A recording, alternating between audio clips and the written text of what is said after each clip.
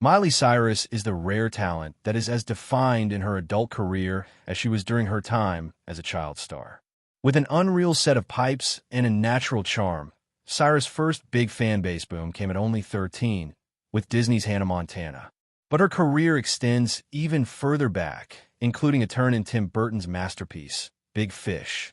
The film meets Edward Bloom, Albert Finney, at the end of his life, through the eyes of his son, Will Billy Crudup. From childhood to the present day, Edward recounts a fantastical, fairy tale life imbued with the best instincts of Burton's gothic melodrama and humor. In Edward's scariest story, and Will's favorite as a child, he and his friends, including Cyrus' character Ruthie, head to the house of the glass-eyed witch Helena Bonham Carter.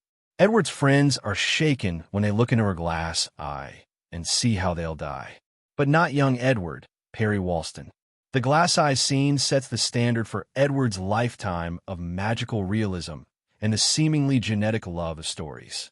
It also establishes Edward's almost joyful relationship with the inevitability of death.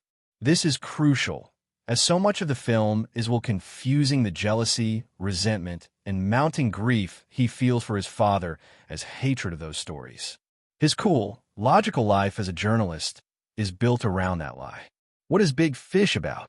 A rich ensemble of witches, giants, and ringmasters fills the distance between Will and his father. Steve Buscemi is Norther Winslow, a terrible poet and former criminal who lives in the picturesque but oppressive town of Spectre. Amidst Burton's caricatures, Buscemi's knack for straightforward eccentricities is extra endearing. Danny DeVito is Amos Calloway, a ringmaster by day and werewolf by night, whose circus is as shady as it is vibrant. Bonham Carter doesn't just lend her subtle quirks to the one-eyed witch. She also plays Jenny, a resident of Spectre who falls in love with Edward at first sight and pitifully yearns for him for her whole life. Anchored in Edward's dual performance by Ewan McGregor and Albert Finney, Burton melds magical realism with the bare reality of grief, parenthood, and how easy it is to get both of them as wrong as you get them right. That's ultimately why Will has come to sit at his father's bedside in his final days. They were 3 years estranged when his mother gave him a call. He makes the trip with his heavily pregnant wife, Josephine Marion Cotillard, because he needs his father to finally tell him the truth before it's his turn to be a parent. In some ways, Will's life is shaped by a childhood full of the tall tales Edward spins.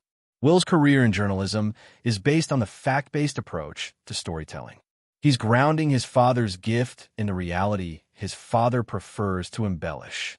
Josephine is a photographer, a pursuit as creative as it is truthful. Where Will can be shut off and impatient with his father, Josephine is delighted and charmed. A subtler approach to Burton's usual heroines, she bears witness to Will's pain and Edward's compulsive fancies without ever being caught up in them. The love central to Big Fish brings out the best of Burton's visual language.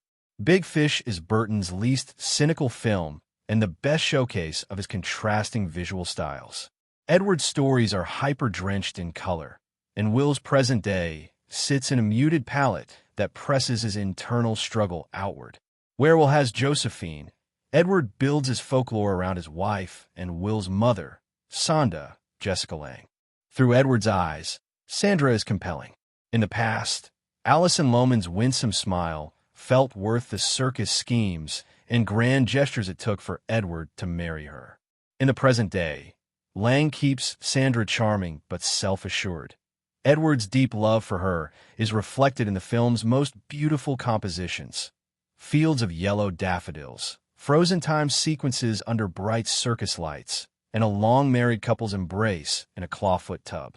With a love story that defines Edward's life before Will and a subtle arc for Will that is as good as his father's, Burton tells a love story not for any one relationship. He tells a love story about storytelling itself. Big Fish shows that we are the stories we tell. By the end of the film, Will finds the center point of his father's embellishments and the genuine people who inspired his father's stories. As the film, and Edward's grip on life, winds down, death seems small compared to the immortality to be found in stories written down, passed on orally, we're told to ourselves to remember our loved ones. Burton lets loose some of his darker themes and allows Will to embrace the cycle his father left him, rather than be forced to break it. Big Fish says that stories aren't just important to us, but that we are our stories. And the film truly makes you believe it.